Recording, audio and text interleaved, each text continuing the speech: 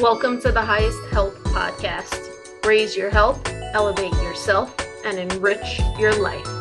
Experience a world of health sovereignty. As you near your highest health, you near your most luminous self.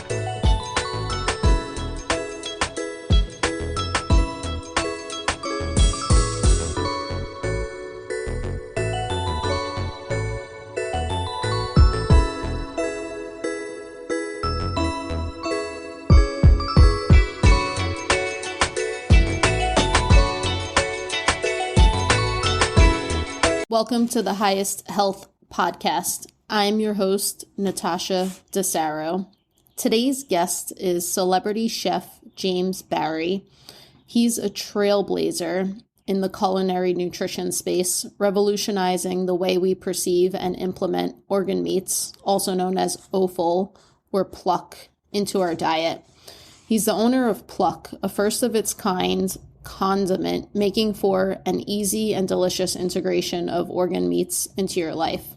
Why is this important, you may ask? Well, because organ meats are a power source of nutrients, delivering just what your body needs for you to experience life at your highest expression with more joy, ease, grace, fulfillment, impact, and love.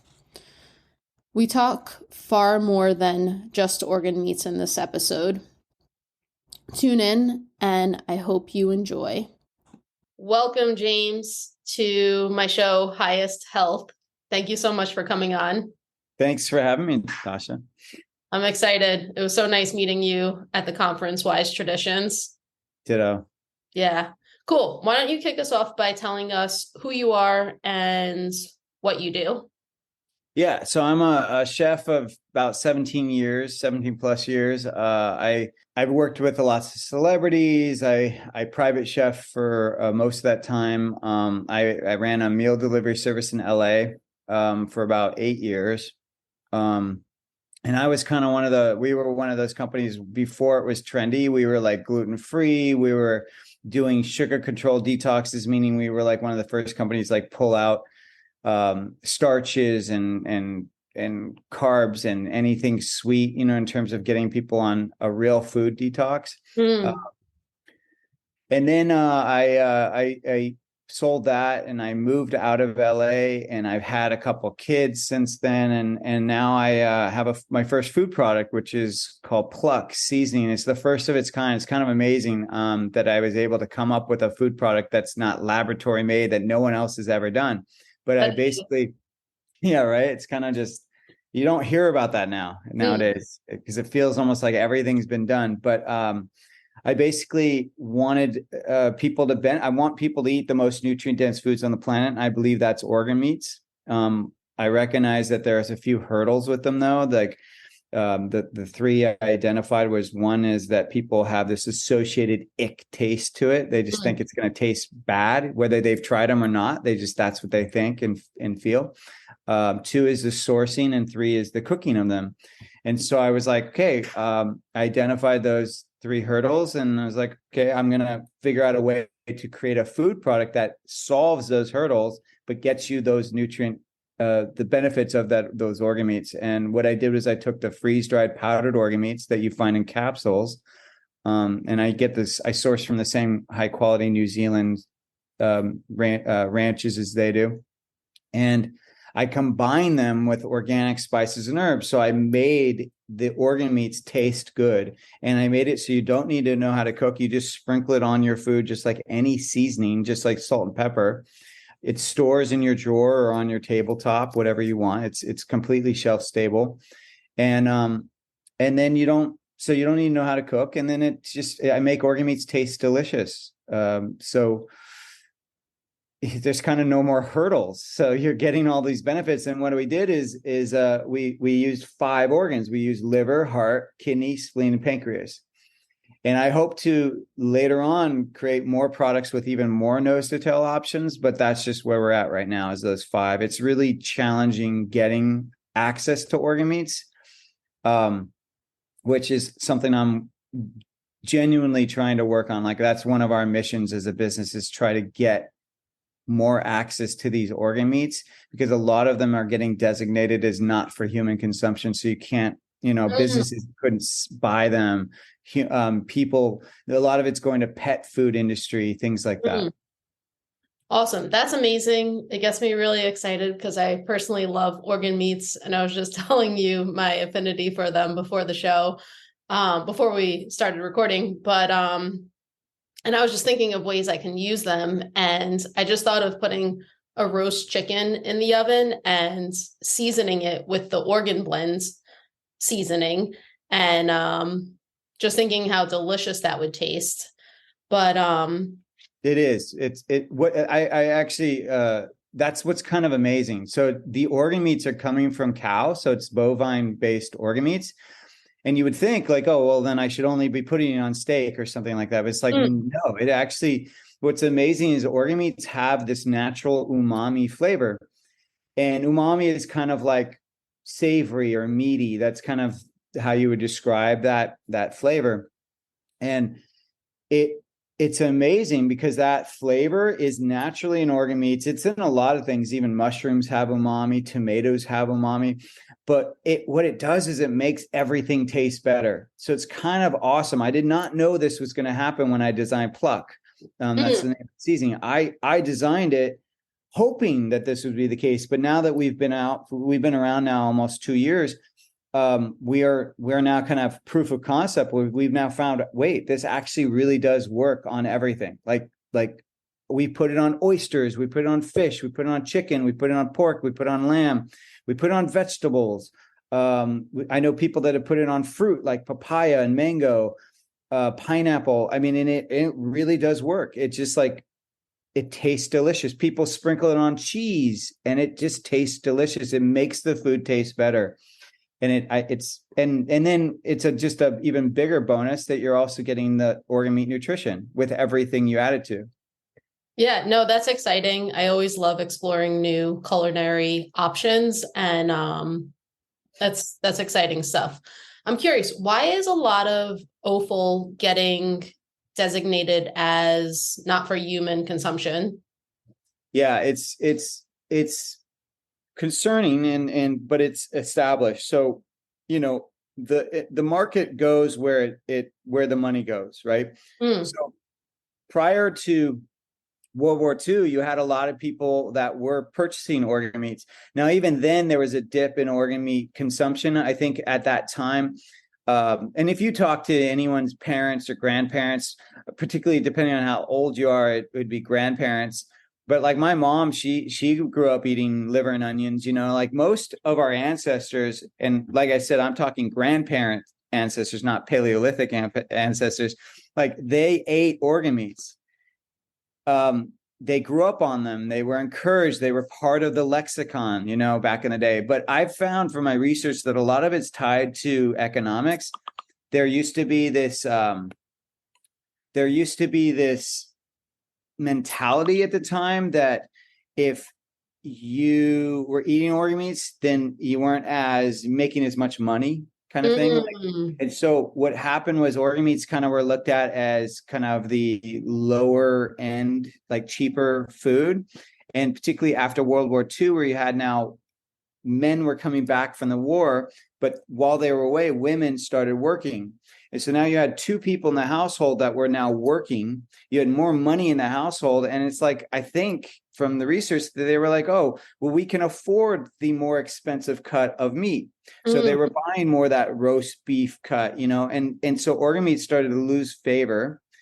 And you suddenly get to the point even now where it's like, it's hard to find in some butcher shops. They just don't even offer them unless it's like a Mexican market or an Asian market. They're very still into organ meats and you can find them everywhere there. But in a typical American market, you just don't see them. And I think it's because the money's not there. If people aren't buying them, then the stores are not going to supply them. And then it kind of, so that's on one end, that's on the consumer end. But then there's also the issue around the meat processors. And so the meat processors are the kind of gateway to, they're the ones slaughtering the animals from the farms or the ranches. And then those meat processors are usually overseen by the USDA unless that farm is not selling to the public. If that farm is selling to only like their own CSA, like their own meat share, or if they're selling directly from their ranch, they don't have to go through a USDA facility. But most ranches do. And that facility, that meat processor, they have what's called a HACCP plan. And in that HACCP plan, they're designating the kind of how they will break down that animal and the kind of safety of how they're going to do that. And then through that HACCP plan, that designates what is actually available for the consumer to later purchase.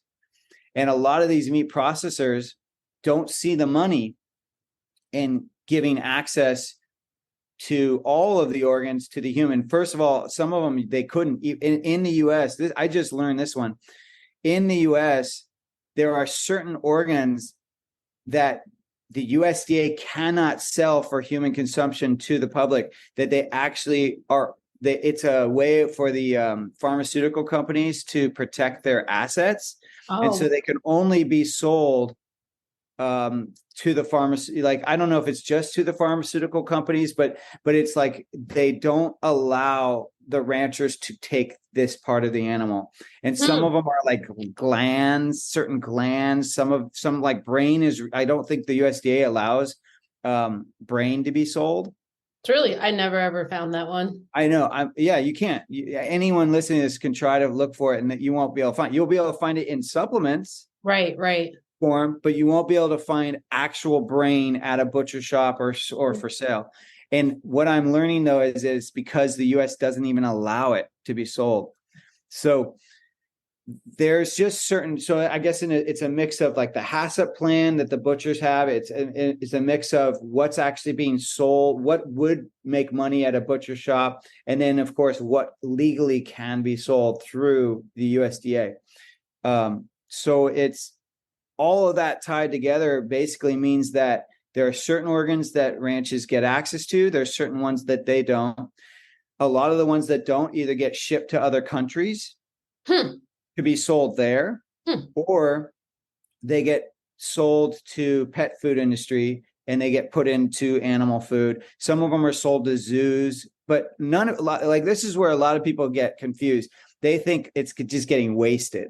It's just getting thrown out, and that's not accurate. The meat industry is extremely economical. They're extremely efficient.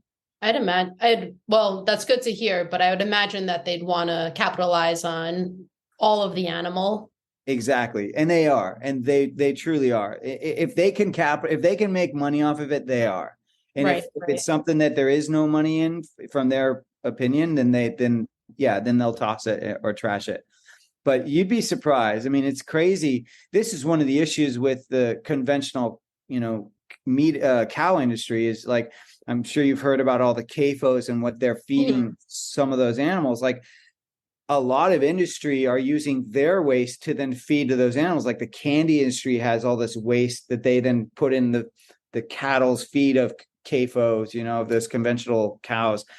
Sometimes veterinarian, dead animals that are killed, that veterinarians get pulled and fed to these other animals. So it's all over the place, but every industry is looking to be efficient and economical in some way.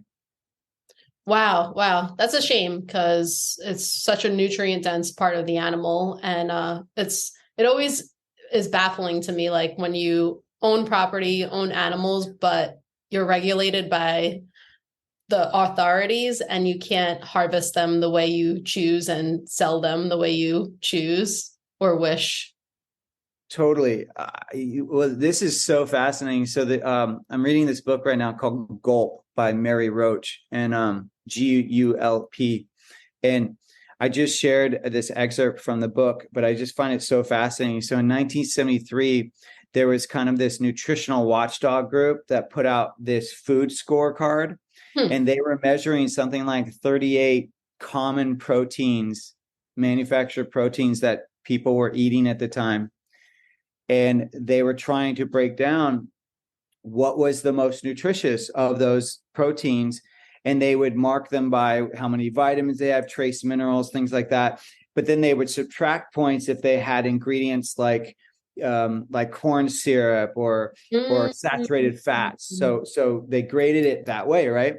Well, they at the time had this impression, and no one really knows how they got this impression, but they had this impression that poor people were eating canned dog food. So they included in this list Alpo dog food, just to show people what was actually nutritional viable. And what's fascinating is that Alpo dog food it was like number 30 on the list. It like beat bologna. It beat 100 like all beef hot dogs. It beat salami. It beat bacon. It beat like all these things that are actually staples of what, particularly in this keto centric world, like where people are just downing bacon all the time. Like Alpo dog food beat a lot of these things that people are eating so much of these days. And what's fascinating in the book is to say, well, why? Because that's the question comes up is, well, what's so nutritious about Alpo dog food? And it's because they use liver. Wow. That's incredible. Yeah. So on this list, the number one thing that top the list in terms of the most nutritional protein out there was beef liver. That's amazing. And number 2 is like chicken liver. And number 3 was like some kind of liver sausage or something that was probably around at the time. But I just find that fascinating that this is, 50 years ago, almost 50 years ago. And organ meats are still, back then there was awareness, they are the most nutrient dense food on the planet. And it's now 50 years later and it's still that case, but yet why are we not eating them proliferately? Like everyone should be eating them. Right. We all need it. We all need it. Yeah.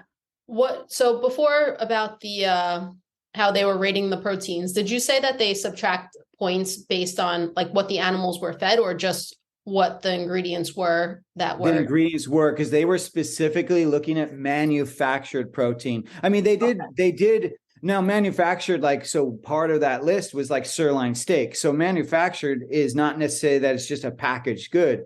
It's anything that is actually being sold in the grocery store, right? It's been manufactured to be sold. So it's like, it's not the whole cow, it's a part of the cow. So that's technically a manufactured piece of meat, right? But they included from, Spam to actual cuts of meat, but they did not look at, that's something that in general, it's hard to find research on what was the animal fed. Right. I mean, I'm sure you know that. Like, it's really hard to find because there's not a lot of money has been put into that research. They've just done the research on meat, like beef protein or chicken protein, but they're not looking at like, well, is it heirloom chicken? Is it, allowed to roam? Like, no one's putting much money into that because the people that are selling it that way that's a small amount of people, right? The majority of the industry is conventional. And so that's how all the studies are done. Right. Yeah, no, it is hard to find that data. What would you tell someone who is just repulsed by organ meat and just like animal meat in general, and they don't see the whole nutritional benefits of eating animal foods? And maybe it's because they don't like it. More so, they probably don't like the organ meat, but also the ethical reasons of eating animals. Some people have these notions that, it's unethical to eat animals. Yeah, I love this question. Thank you for asking it. There's a couple of things. I mean, like I said, I've been in the industry a long time. And I actually started out when I was in culinary school, I focused on vegan vegetarianism. And it's not because I was a vegan vegetarian, but I learned how to cook that way because I wanted an edge as a chef. I wanted to kind of distinguish myself from other chefs because I knew that a lot of people ate that way. And I knew that I knew not a lot of chefs knew how to make vegan vegetarian food taste good. Because, at the time when I went to culinary school, health food was seen as grilled chicken breasts, steamed vegetables, and like a baked potato or something. So it was still, and this was only 17 years ago, right? So Yeah. And like, a lot of people still have that conception of. totally. And so I went to school in 2004 to give you an idea. So this is, it's fascinating to me that people still think that way, that even in 2004, that's how they thought. And that's been kind of my mission to try to change that. But going back to that question, there's a few things of how I look at it is, first of all, I look at it like, well, could we be having this discussion if our ancestors didn't eat meat? Because the scientists have proven that our brains enlarged, which enabled us to talk, which enabled us to use more tools when we started eating the organs and the viscera of the animal. They can show that the human body changed when we started getting those kind of nutrients in our diet. So that's, first of all, one thing is like, well, could we even have a discussion of should we be vegan or vegetarian or omnivore had that not happened? So I always think that when people ask the question of like, well, how should we be eating? I always kind of come back and be like, well, how do you want to eat? Because it's not about should. Like, I think if we look at should, it's like, well, no, we need to be eating that kind of meat because that's what's enabling us to have this conversation. It's how our brains grew. It's how we were able to become as intelligent beings as we are. So it's not about that anymore. Now it's about, what do you personally want? Right. So then I'm like, okay, well, then it's more a judgment of like, well, what feels right to you? And we all need the dignity to go through that process. Because I've been in rooms at actually Weston A. Price conference rooms early on. I've been going to those conferences for a long time. And I'm talking like 10 years ago. I remember there was this one talk about the China study, and it was a woman who kind of blown up because she was proving how the China study book was wrong and how it really is propaganda. And so she was one of the speakers at this event. And the first thing she asked in her talk was like, so how many in her room? The room was packed. There were probably like 200 people in the room, maybe even more. And her first question was, so who in the room here has ever been vegan or vegetarian? And everyone in the room raised their hand. Wow. Not a single person didn't raise their hand. Wow. So we all come from somewhere. We all have a journey with food, right? So I always want to give people that dignity of their journey. But I do caution that, okay, here's a couple of things. That one thing is if you stop eating meat, and I have nieces that are vegetarian, and this is what I told them. She was 13 or 12 when she did this. As I said, you're going to think when you later on, if you ever try to eat meat or fish or anything like that, you're going to try to eat it and you're going to have issues digesting, like your stomach's going to hurt. And I was like, don't misinterpret that to think that that's a sign that you aren't supposed to eat meat. What happens is when we stop eating the meat, our body stops producing as much hydrochloric acid, which is what helps to break it down. And so now you're producing less. Your body is not as optimized to eat meat. And so when you go to try to eat meat, you're going to need support. You're going to need support to get your body back to that optimal place. So I was just trying to teach her that mindset of like, don't think that the damage you're causing to your body is your norm. It's just, this is where you're at right now. This is a choice you're making, and it's going to change your body, and it's going to change how you digest certain foods. So you just got to know that you're going to need support later. The other thing, how I look at it is that if you think you're saving anyone's life by not eating a cow, you're very mistaken. And all you got to do is talk to a farmer. Talk to a farmer that plows fields of soy, of wheat, of corn. Talk to these farmers, and you will see the horror on their face as they talk about the machines as they're plowing the fields. These are humongous machines. And when they're plowing the field, they are just killing, mass murdering rabbits, doe, anything that is hiding, rodents, anything that's hiding in those fields for shelter, which a lot of animals do. They're just destroyed and killed. There's blood all over the machines as they plow these fields. Wow. And so there is no way some life is not going to get killed by the food that we're trying to put in our body. Something is going to die. The question is which one does it matter to you? The one cow or the 50 to 80 animals that are killed in the monocrop, plow that's happening? And don't think it's a 1-for-1. It's not. It's like a lot. When those fields are plowed, it's like hundreds of animals are getting killed plowing that field. And and so I think it's just you have to know that. You just have to know there's no world where you're not killing something to feed yourself. And I just believe I look for maximized nutrition. Like, so I look for where am I going to get the best bang for my buck? And I personally haven't found anything better than animal protein, animal meats, animal organ meats, anything from the animal. I just find it's most optimized in the animal, particularly when it's properly fed. And then lastly is I would just read some of the books. There's lots of people that were vegan, vegetarian, and it destroyed their lives. And I personally I've been in the field, like I said, almost over 17 years. I have never personally worked with someone that was vegan or vegetarian for a long period of time that it didn't hurt them in some way. Most of them gained extreme amounts of weight. They had huge issues later on that they had to deal with. And I think that a lot of times when you hear of the people that it is working really well for, it's the unicorns. There are a handful of people where it works really well for them to be vegan, vegetarian. But I know I'm answering this a long time, but there's just so much to talk about regarding this topic.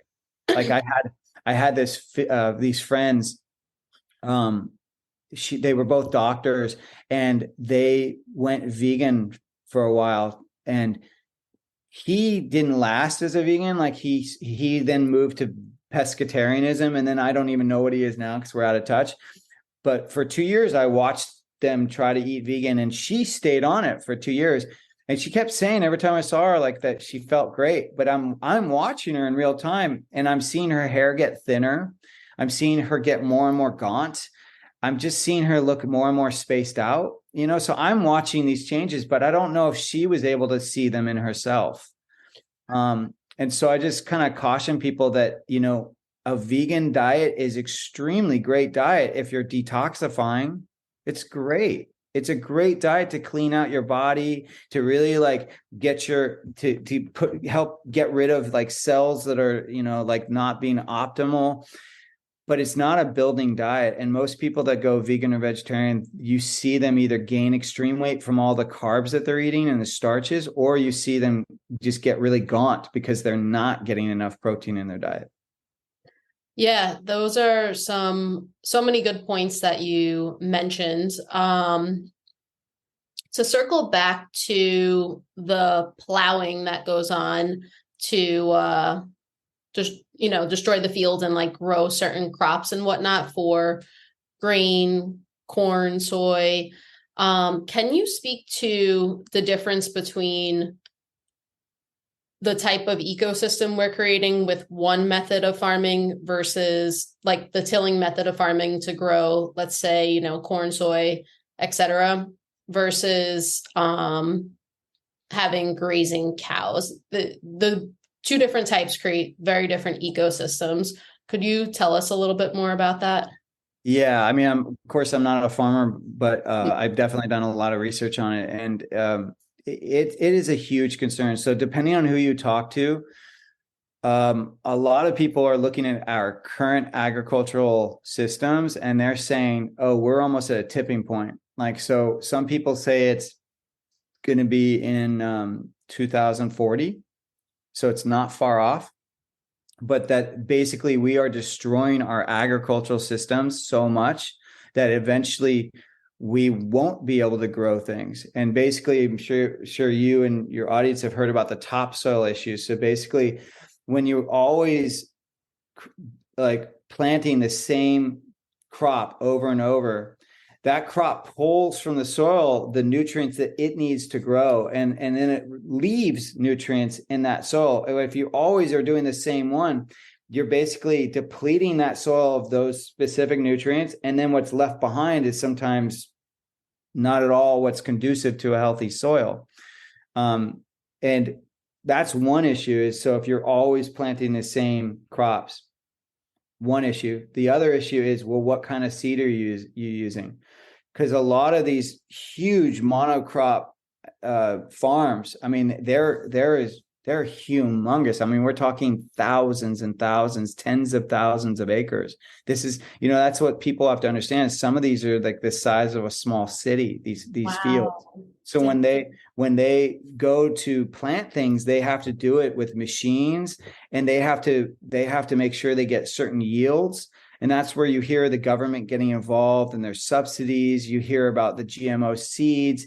Well, those GMO seeds are what is mostly being used for corn, for soy, for wheat. So the kind of most, I think it's kind of funny that the common allergens are also the most common GMO seeds. I don't mean funny like hee haw. I just mean like, oh, what a coincidence. You know what I mean? Like, it's odd. But so those GMO seeds, they need fertilizers to grow. So a lot of them, these seeds only grow if the fertilizer is sprayed on the field. Well, of course, that fertilizer is also how these farms, these humongous farms, are basically putting more nutrients into the soil. So you're getting synthetic nutrients that are needed to grow synthetic, like these GMO seeds. You're getting the crops that are not replenishing the soil. So then you keep losing. They talk about the topsoil. So basically every new crop, every new season, you're losing that nutritious kind of like black soil, the black gold they talk about. Every year you lose a layer of that. And so you start to get these really like not nutritionally dense soils that can blow away really easy. And that's where you get like the dust bowls. Yeah. You get dust, you get things like that. So how animals, like, so that's what's happening when you don't have animals on the farm. When you have these huge farms, they can't really utilize animals that well because they have to use machines because there's such big fields. But when you go to like a farm like Polyface Farm, which is Joel Salatin's farm, he's got, I don't remember what his acreage is right now, but it's definitely over 100. I just don't remember if it's under 1,000 or over 1,000. But the industry looks at him and they go, oh, well, it's so small. So whatever you do doesn't apply to us, right? But what he's showing, though, is that he's showing how you can actually basically create an ecosystem on a farm where the animals, the crops that come from it, they're all supporting each other. So he has the chicken poop helps to supply nitrates to the soil. The cows walk around and they push the nutrients into the soil they help to churn the soil up and till it naturally just with them walking on it. Their poop, of course, helps to fertilize it as well. You have pigs that are also on the farm. They're sticking their snouts in there and they're digging up things and they're churning the soil and helping to replenish it naturally. And those are regenerative farms. That's where they're closing the loop. They're making sure that the farm itself and all the pieces to it is completely a closed loop and supplying the nutrients needed for optimal growth. But you can't, well, I don't know. I say you can't do that on those huge farms, but I don't actually know that. Maybe there is a way. I don't know, but I just know that for change to happen in the agricultural industry, the farmers who are already taxed. I mean, that the farmers really have it bad these days. They anyone can watch any kind of documentary on that, but they're really like second-class citizens and how they're treated. Dang. Yeah, they're barely getting by. And so they can only do what they know. And so getting them to change is really hard, but there are lots of foundations. There's lots of people that are trying to support this regenerative farming way of farming and showing farmers that they can actually get better yields. But it's just taking a lot of time. And it goes back to the initial thing I said, which there's some people believe we're going to hit the tipping point in only like 20 years. So we don't have a lot of time. Right. Yeah. It's definitely concerning. And it just makes me think like if we do hit that tipping point, like what are we going to do? We're going to have to rely on factory made food and lab made food. Yeah, I don't want to be like Debbie Downer and just be like, oh, the world's over. Because I think humans are also, we created this mess, but we also have the power to get out of it. And I think it's going to just take a lot of, dropping egos and a lot of being open-hearted and a lot of open-minded. And I have trust that someone somewhere, who maybe they haven't even been born yet, I don't know, but someone's going to figure it out, and they're going to help to support this change. Sadly, though, I think for that to happen is we have to elect people into office that recognize this issue. We have to elect people into office that are going to see this as a problem and actually move away from the dependency of corporate funding because if you have corporate funding, then those are the people that are creating the big farms that are profiting off of these huge farms that are causing the issue. So you're not going to see much change if there's constant corporate funding.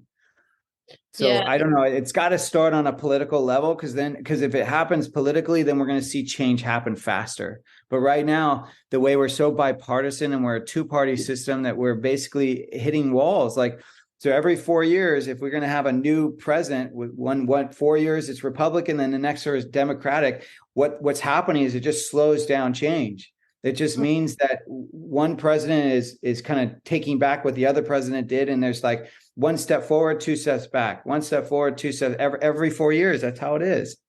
And we're just not we're not doing much. We're just kind of, I feel like we're, just hamsters on a wheel. We just keep spinning the wheel. Right. But much change happens. What do you think about if there's a collective demand for different types of, people purchasing regeneratively raised meats and not purchasing these plant-based burgers and lab-made foods? But do you think that would influence, or?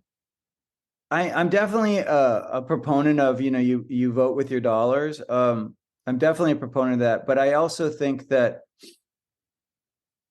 I don't want to get too deep into conspiracy stuff, but I also think, though, that the way that we are presented life is not necessarily the way it works. So we're made to believe that if we recycle in our home, that's going to make a difference. And the reality is it doesn't. It's such a small amount that in a household affects. It's really on the manufacturing side and the waste that's happening there. That's really where it makes a difference. And you're not going to see a change in the manufacturer side unless you see it on a political side, like unless politicians get involved. Because you could say like, oh, well, if we don't buy impossible meats, then they're not going to be utilized. Well, but what if McDonald's buys them? You know what I mean? If you or I choose not to buy them, so what? So they lose our $20 a week. But right. McDonald's is the one that's the mover. Like I have my wife has a cousin who works in the meat industry. She supports businesses to help move, to help really change the agricultural system. She's doing amazing work, but she even will share with me. She's like, if McDonald's chooses to change, to create some kind of regulation, like we will only do, I'm just throwing this out there, I don't know what it is, but let's just say they were like, we will only buy meat that is 75% grass-fed. Let's just say normally meat is grass-fed, let's say 30%, let's just say, right? But they one day say, we will only buy meat that is 75% grass-fed. That decision will completely change the entire industry. The entire industry will move to change how they do something because McDonald's is dictating the terms, because McDonald's is one of their biggest purchasers. I see. You know what I'm saying? So if they're the ones, so then if you have someone like Bill Gates who's putting tons of money behind Impossible Burger or whatever he's doing, it's like he's then creating the narrative. Like he's the one marketing it and making it sound like he's putting all the money behind it to make it sound like it's so much better than, animals, and there's all this money being put behind like, oh, animals are destroying our environment. It's like, Right. this is a narrative that's not actually accurate, but it's the loudest narrative in the room. And because of that, that's the people think that that's true. So we have this belief that what we're being marketed to is the reality, and it's just not. But the loudest, let's face it, I mean, the loudest person in the room is always the one that people hear, always. And those that are the smallest voice are the smallest movers of change. You know what I'm saying? Like, so I think I wish I had a better answer, but I just think it's got to happen in industry. And the truth is that most people are purchasing things from, let's say, McDonald's. Most people are purchasing foods that, or how do I say this? Like, the people that are the health movers, we're a very small percentage. Most people are middle to lower class, and most people cannot afford the things that we suggest. They just can't. That's why I push organ meats, to be honest with you, because at least with organ meats, if I take 100% grass-fed cow and I tell you, oh, you should eat 100% grass-fed meat, right? Well, that ribeye that I'm telling you to eat, that's 100% grass-fed, is probably like between $25 to $36 a pound. But if I tell you to eat the organ meat of that same cow that's 100% grass-fed, it's more like $4 to $8 a pound. Yep. So same animal, but a different cut, and it's more nutritious, it's better for you, and now you're getting it for cheaper. So I'm always looking at it like, we're not going to make much change around health unless we deal with a couple things. It's got to be lower price to help everybody. And two, it's got to be easy. It's because if it's not easy, you're only going to do it for a little bit. Right. Try it, but it's got to be easy. And then the third thing, if it's a food around health, it's got to be delicious. If it's not easy and delicious and affordable, it's not going to last long, or it's only going to be for the rich. So true. All right. So can you tell me why I crave liver? I know some people are repulsed by it, but I just crave it. I know. I'm sounding like an expert on this stuff, but I want to fully admit that I'm not. I'm just, I've done a lot of research and I've been in the field a long time, but I can really only just share my opinions. I'm sure there's people out there that know so much more about these topics than I do. But I think you crave it for two reasons. Is one, because you've acclimated your palate to find enjoyment with these flavors. So organ meats have very specific flavors. And just like anything, your palate changes. So, and your palate is dictated by what you eat.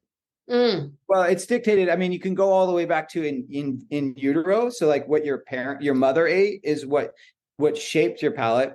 But then in normal, in your regular, now that you're born, now your earthbound life is dictated by what you eat. So both coexist.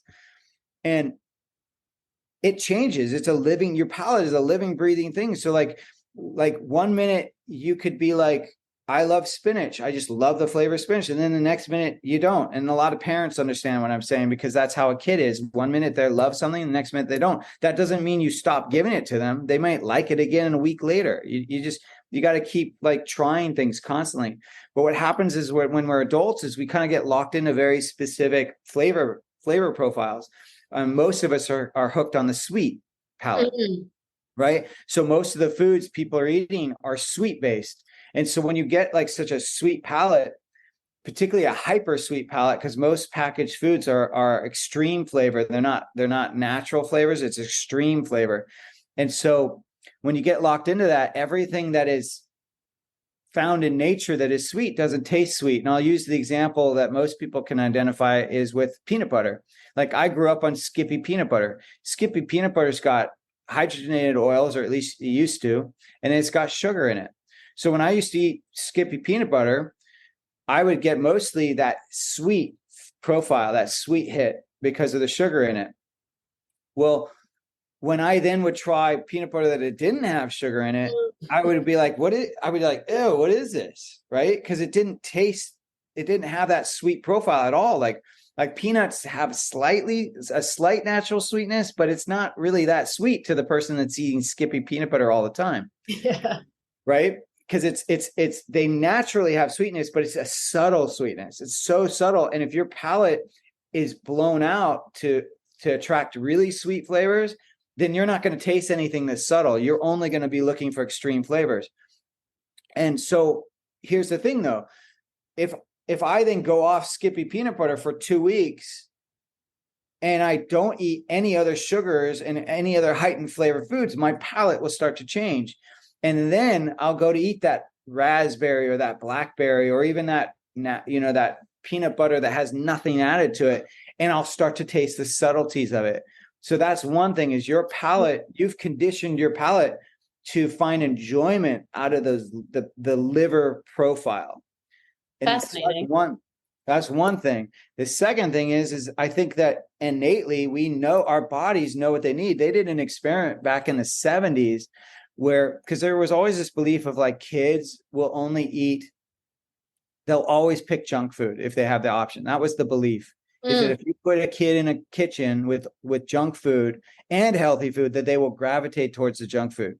That was 100% what everyone's believed then and still believes. Well, they did an experiment in the 70s and they put these kids in a kitchen that they stocked with all these different foods. And the kids actually did not just gravitate towards junk food. They gravitated towards the healthier food. And what's even more fascinating is they gravitated towards the food that supported whatever was going on in their body innately. Wow.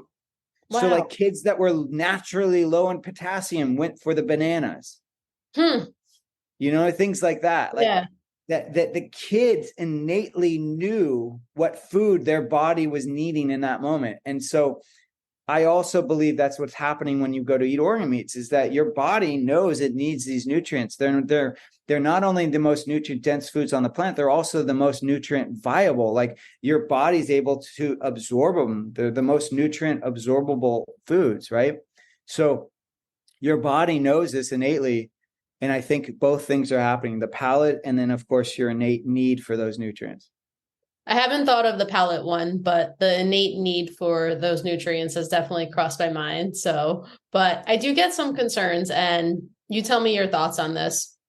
Do you have any concerns for overeating organ meats, particularly liver? I know a lot of people are, well, I know there's, I don't know if a lot of people, but there's a notion that you should be careful with how much liver you eat because of the vitamin A toxicity.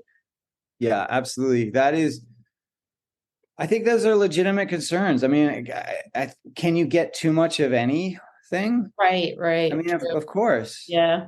I mean, I think I think sometimes those concerns are blown out of proportion. Like you'll hear about like, oh, you can get vitamin A toxicity, but the amount of vitamin A you have to eat or the amount of liver is like a truckload. You know what I mean? It's like, and no one's eating that much. Right, so right. I think you have to take it with a grain of salt.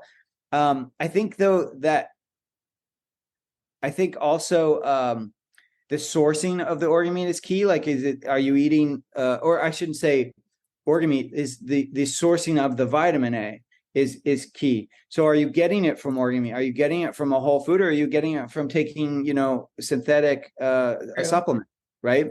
Right. So that is really important as well. But I think there's two things that are helpful when we think about this stuff. Is one is what does an organ actually do? So the organ is more of a filter than a sponge. That's really key. So the job of the organ is to process and convert potentially toxic byproducts into more water-soluble forms that can then be excreted. So they're extremely nutritious, so that they have all these nutrients and minerals in them so that they can do their job really well. And I'm saying this more because there's another kind of assumption. The other one is the vitamin A is one, but the other one is that organs are where toxins are stored. So Yeah, I'm I'm gonna addressing ask that. that next. Yeah, I'm addressing that by talking about what an organ does. So an organ's job is not actually to keep the toxins there. It's actually trying to convert them so that they can be excreted. If anything, the toxins will get stored in the fat of us or the animal that is toxic.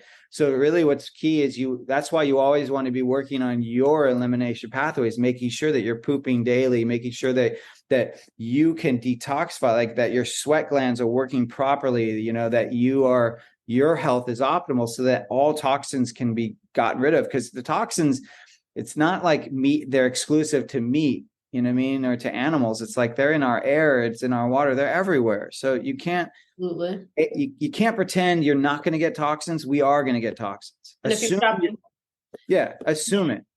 Assume there's going to be toxins in your body from something. Right. Okay? Right. The key is, what is your body doing with those toxins? So how are we going to ensure that you are optimized so that those toxins are leaving your body? That is why I am a big believer in doing a detoxification program every year, doing something to help ensure that your pathways. I'm a fan of intermittent fasting for that reason, because when you're not eating all the time, it gives your body time to actually repair and reset, so there's lots of tools out there.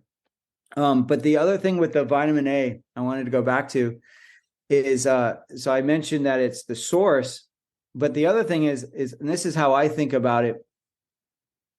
If we were back in our Paleolithic time and we are a tribe and we kill an animal, whatever it is, let's just say it's a buffalo.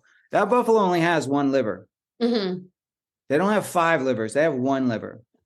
So as a tribe, we have to decide, because that is going to be the first part of the animal everyone's going to want, right? That and probably the GI tract, and some of the heart, some of the other liver organs as well.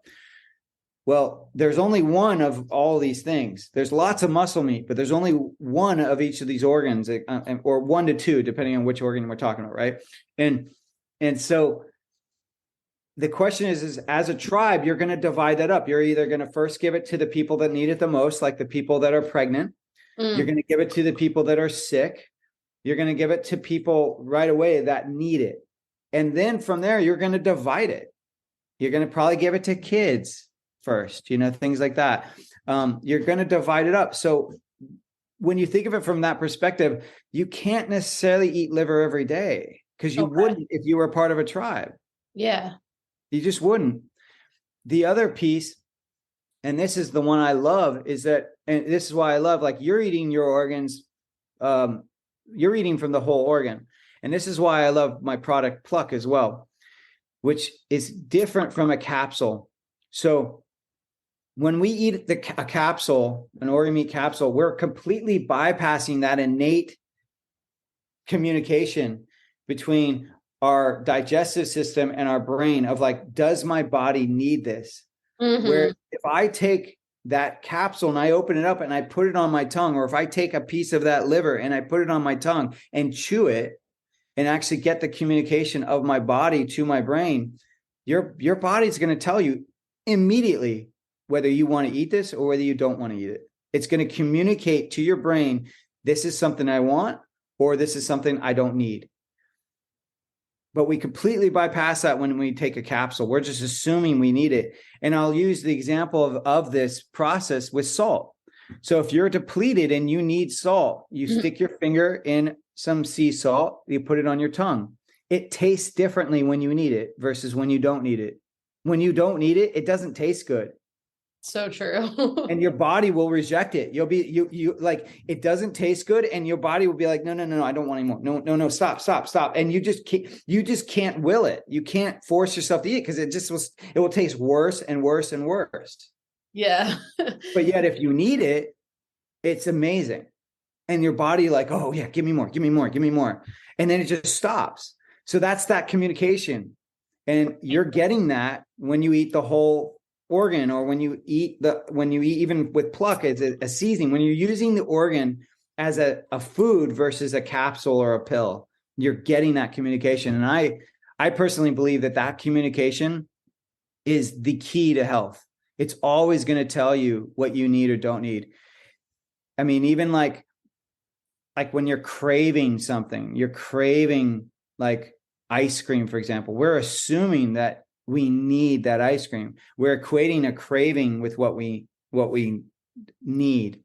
But the reality is that craving is just showing up because you've already gone too far in your process. Like you've gone too far where you're not getting enough fat, or where you haven't eaten, or you haven't.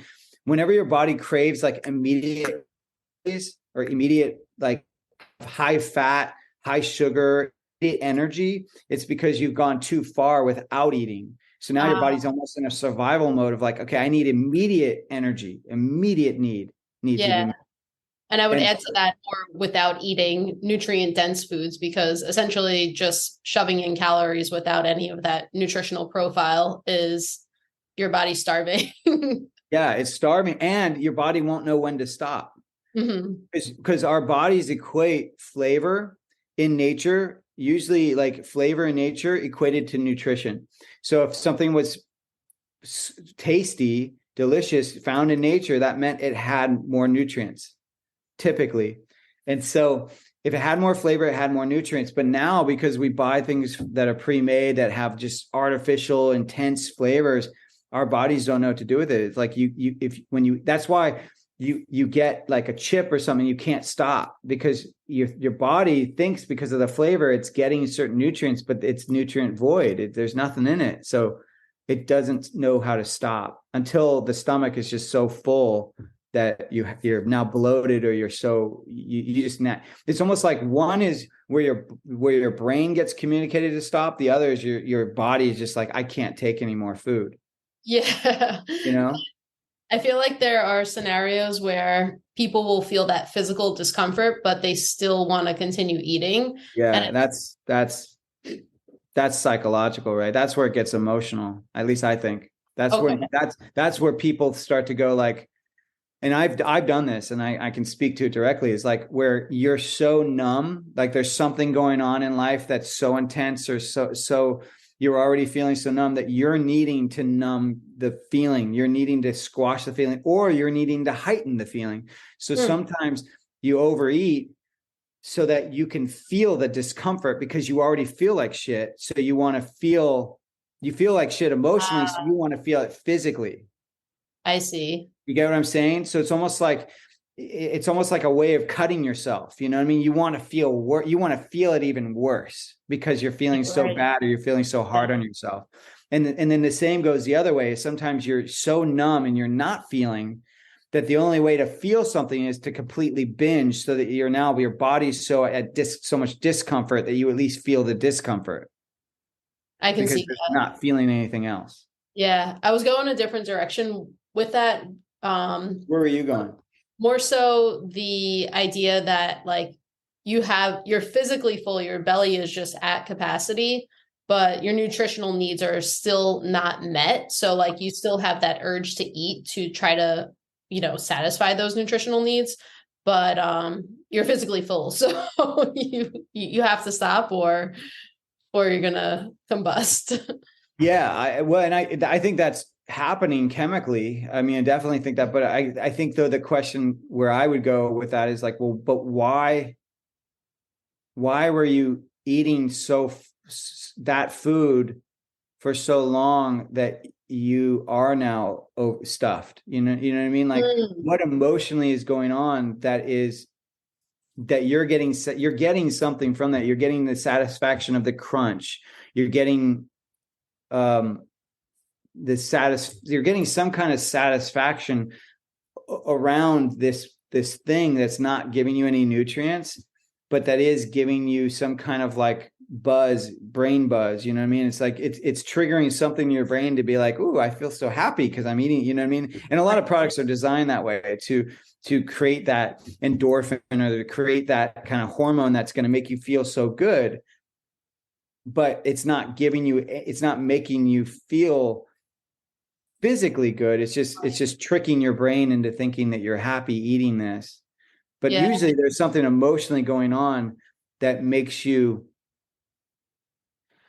Like to me, the question is like, okay, why are we choosing these foods that we know are not good for us? You know it. When you buy a bag of Oreos, is there Well, you any and part I of it? know it, but I don't think everybody knows it.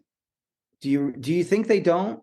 I think there are some people who don't really get it. Yeah. I think they do think that a calorie is just a calorie. And, as long as there's like some sort of energy source and um then they're good to go. See, I tend to think that they do know that that food is not good for them, but they just don't understand how what they eat affects their health.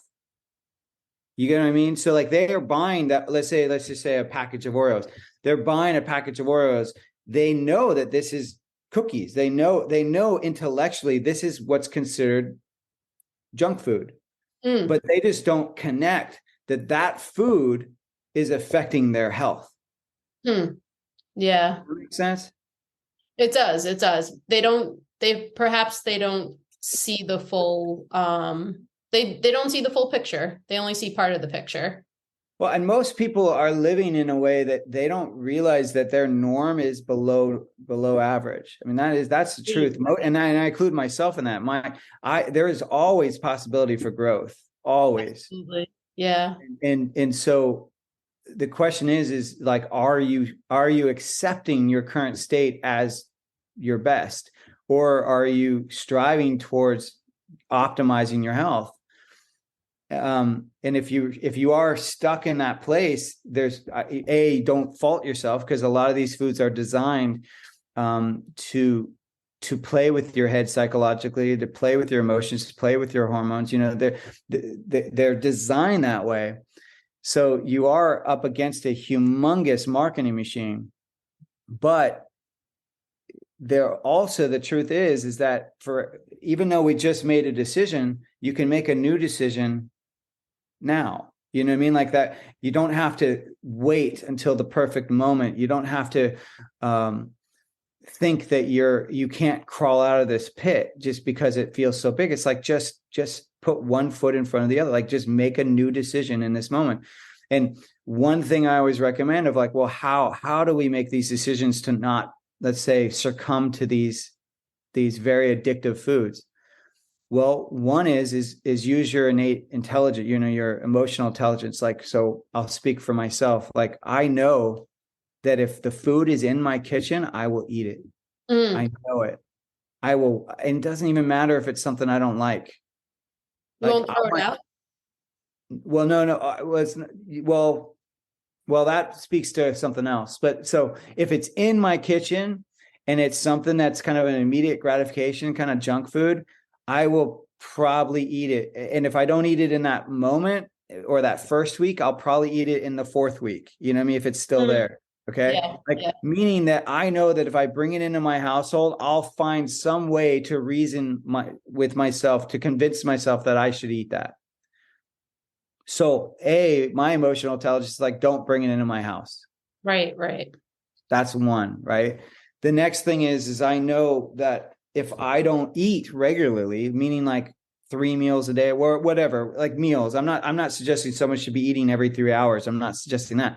But as long as I eat regular, like meals, like a good lunchtime meal, a good dinner meal, whatever it is, like as long as I eat in a timely manner, then I'm not like my cravings go down. Like I don't need to nibble all day. You know what I mean? I just need like a good protein, some good fat, and then some vegetables. That's how I eat. Like as long as I get those in a meal, I'm good. Like I can go hours and be okay. But I have to do it regularly. If I wait too long, then I make poor choices. Mhm. That's another learning I've had. So another one might be sleep. I make poor choices when I don't get good sleep. So right there, if I want to make good diet choices, I got to make sure that I get a good night's sleep. Like I Absolutely. can't stay up really late and only get 5 hours sleep, because I know that next day I will succumb to my cravings. I'll have increased cravings, and I'll then succumb to them. So there's just little things that I think we can be honest with ourselves and kind of tap into what works or doesn't work. Another great tool is like when you go grocery shopping, don't go hungry. Adding to that, you can meal plan. So that way you go to the grocery store with a list of exactly what you need to make your meals that week. Without a list, you might make emotional purchases. But if you have a list, just follow the list and don't buy outside of the list, even though that candy bar in line looks really good to you in that moment, or those I don't know what, that pastry is on sale, even though it's on sale, you don't buy it if it's not on your list, So there's little tools that I think really do help stabilize and ground us in our mission for health. No, I think that's excellent to note. And I feel like I'm at a point where I'm so far removed from like a time in my life where I even wanted junk food or, would make emotional purchases that weren't healthy for me, that I forget like the psychology that goes on with people who do make these purchases and eat these foods. So I think those are all really good points to remember. Well, let me ask you this, because you're pretty disciplined, right? You would classify yourself, is that right? I would say so, yeah. How does it show up though? Because what I find sometimes is that as humans, we kind of are like, we have addictive tendencies, you know what I mean? Like that's just a human trait. Right. And so if we're not, you hear about this all the time. Like if you're not using drugs, then, or let's say alcohol, then you're smoking, you know what I mean? And if you're not smoking, then you're eating. Right. You know what I mean? Like you're doing something. And then if you're not doing any of those, then you're a sex addict, or something, you know what I mean? That it transfers somewhere. Huh. And so I'm just wondering, like, so you found a lot of discipline around your food, but are you able to identify any holes in the structure? Like, is it almost too structured to the point where you feel sometimes you don't get to participate in certain life rituals or something? Yeah, I've definitely struggled to find balance, and I'll see this with and I think I'm finding more balance, but I think also what happens is I get too a little bit obsessed with things. I'm like, I'll be out to eat and I'll be asking the waiter, are you sure there's no sugar in this? And just micromanaging every little thing that goes into my body. And I think that plays into a psychological component that is probably, it could be less healthy than actually eating the thing that I don't want to eat. So I think it's probably, I think I put that energy into overdoing it with being strict around food. Yeah, that's how we are. Yeah. That is how we are as humans. And one thing that actually you remind me, and I'm wondering if this is true, because you and I did get to eat a meal together, and I think I observed this. I don't remember, but you'll have to tell me if I did. Is it possible that the strictness or the over strictness around the food then results in you and because you're eating out and you don't really know what they've used, even though they'll say one thing, does it result in you physically feeling a little stiff as you eat it? Like that it's hard to fully relax into the meal because you're like, I'm going to taste this. And it's almost like, is this what I need it to be? You know what I mean? Is there a little bit rigidness physically or a little stress as you eat the food when you're eating out? I think so. Yeah. Not all, not all the time, but I think there definitely are times where that is the case and I'm not fully in parasympathetic mode. And right. Yeah. Yeah. That's the other thing is like a lot of people don't talk about that very much, but like sometimes just your state of mind, your energy around a food can have more effect on how you digest that food, how you absorb that food, just the health of the food than the actual food itself. Like your state, your energy around that food can dictate so much more than we ever give it credit. Absolutely. I mean, there's a great book called The Biology of Belief. Bruce Lipton. Yeah. Yeah. And he's fabulous. Yeah. Absolutely. But But yeah, I mean, what we're thinking about the food when we're eating it totally affects our physiology and how we digest it and assimilate it. And that's kind of why I go back to like, and this is actually how I designed Pluck. So I go back to what I said earlier, which is if it's easy and delicious, it's so when it's easy and delicious. Now health is not just like a trend or something you think about. It's like it goes into lifestyle mode where you don't have to think about it anymore. Right, right. And to me, that's the best place, because when it goes into lifestyle mode, there is there is a flow happening, right? You are more relaxed as you do it. You no longer have to stress about it. And that to me is like, that's the sweet spot. And that's exactly why I created it the way it is, because when people listening, if you try Pluck, it's like, you'll see it makes getting these organ nutrients super easy. It's as easy as just salt and pepper in your food. It's something you already do. We already season our food. It's not a new habit, and it's delicious. It makes the food actually taste better.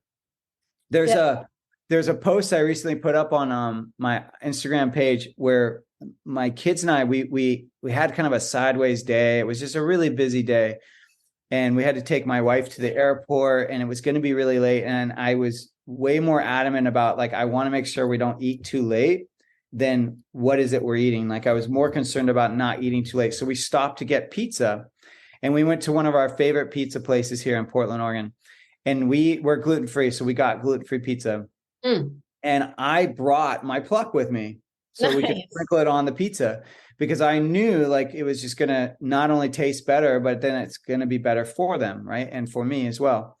And it was so wild because my daughter, when I put it on, I filmed her doing it. And she even said, she's like, yeah, pizza is usually not that flavorful, but now that I put Pluck on it, it's like really flavorful, and it's so good. And it's so true. Like, I find that as well, like things that kind of have a very neutral flavor to them taste so much better with it that I can never then go back to eating it. Like popcorn's an example, pizza. My kids sometimes put it on toast, things like that. It's like these things that don't have huge flavor, but when you put something flavorful on them, it's really hard to it's hard to eat them plain moving forward. Yeah. And it's probably a testament to your palate too, and how you trained your palate to the flavors that you're absolutely. Yeah, you're right. No, that's awesome. Do you have any personal stories or times where that shifted the way you think about food?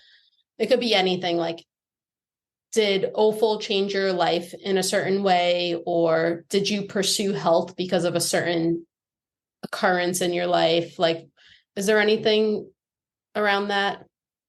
Yeah, absolutely.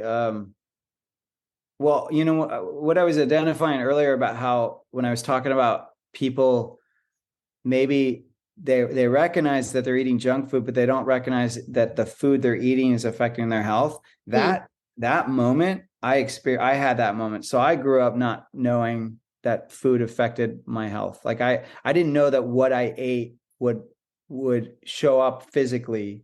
I just didn't know. I wasn't taught that way. I wasn't taught to think of food like that. And so I was in college, my last year, and I was going to be going to this theater company. I was an actor at the time, and I had to finish my finals really early, and I had to do all this stuff really early. And so to then make it to this theater company, and at the time I was drinking root beer all the time, and I was eating pizza, basically like immediate stuff, and that's really all I was doing. And I got to this theater company, and I was probably there like a week. I mean, not even that long. And it was on the East Coast. So I was coming from the West Coast, and it was on the East Coast. So I was really far from my family. I was only 18 or 9. No, I guess I was 20 or 21. I think 21. And so still very young. And I started to get this pain in my abdomen area, and I had no idea what it was, but it was just like extreme pressure, and it felt like constipation, and it was super intense, and it just kept building and building and building. And so we were staying at the Williamstown College. I was at the Williamstown Theater Festival. For those that may know it, it's in Massachusetts, and we were in the dorms. And so this one guy and I were kind of isolated in these dorms. So it was just him and I. And I was in my room, just kind of crouched down and feeling like I had to go poop. Like that's how it felt. Like I was just like, I got it. Something's got to come out. And he walked by me an hour after it had started. He's like, you're still in the same position. Like, what's going on? Dang. And I'm like, I don't know. I just feel like I have to take a poop. And he's like, no, I think something's going on. Like this is an hour later. Like what is going, like, he's like, I think you should go to the hospital. I'm like, I don't know. I was so scared. And he was like, come, really, I think you need to go. And I couldn't even get up. I was in so much pain. But basically they got me to the hospital, and it turned out when I got to the hospital, they immediately were like, okay, you either have an appendicitis or you have a kidney stone. They didn't know which one it was yet, but they immediately gave me some morphine to relieve the pain, which that, if anyone's ever been on morphine, that's incredible. I never have. I never have since, but holy moly, that I get why people get addicted to that stuff. It was like, I felt like my body floated off the gurney. It was wild. But basically I ended up having a kidney stone. And it's basically like it was like the size of a match head. So if anyone could, a burnt match head, if anyone can imagine, and it just looks like a little stone, but it's going through your urine tract. I mean, so it's extreme, imagine this tube that's really small, and the stone is trying to get through this very small space. And some people get ones that are size of golf balls, if you can imagine. Yeah. I mean, and those ones, they'll kill you if they like, a lot of times you have to get them broken up because they won't go through. So it's just extremely painful. And the first thing I asked when it passed to the doctor, I said, how did this happen? Like, what caused this? And he said, well, what have you been eating and drinking? And I said, oh, root beer and pizza. And he said, well, that's why. He's like, have you been drinking water? And I'm like, no. And he was like, well, yeah, that will do it. And I was like, oh, so the thing I was eating was showing up in my body, like mind blown, like literally mind blown. I was like, this is crazy. And I'm 21, right? But thereafter I started carrying water with me everywhere. And I was like, I just started learning about food, and I'm like, oh, so if I take, like, using the Oreo cookie example, so if I buy an entire thing of Oreos and I eat it in one sitting, then that's probably going to show up in my body in some way. Because when you're young, you're not gaining fat necessarily. You're not seeing the effects in that way. True. Particularly if you're active, you don't see it.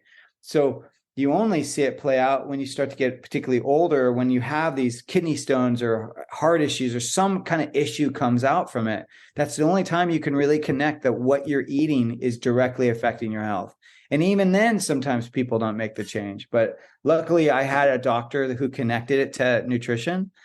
Luckily, I asked the question, and luckily, I felt the pain, because that kind of pain I knew I never wanted to feel again. Wow. Dang. I'm glad you never had to feel it again. Well, sadly, if you talk to any practitioner out there, sadly, that is the hard truth. And I wish this wasn't the case, but most people don't make changes to their diet until they've either experienced a loss of health or someone close to them has died or is sick from it. Yeah. It's sad that it takes the fire. It takes a fire to happen for people to make change. I wish that you could just see smoke and then be like, oh, I got to change something. But most people won't make any changes to their diet. And I don't know fully why. I mean, is it just because we have so many emotions attached to our diets? I don't know. I don't know why, but you literally talk to any practitioner and they'll tell you most people, they need something drastic to happen to them or a loved one to make a change in their diet. Yeah. And I would say there are scenarios where those things happen and they still don't make changes. Totally.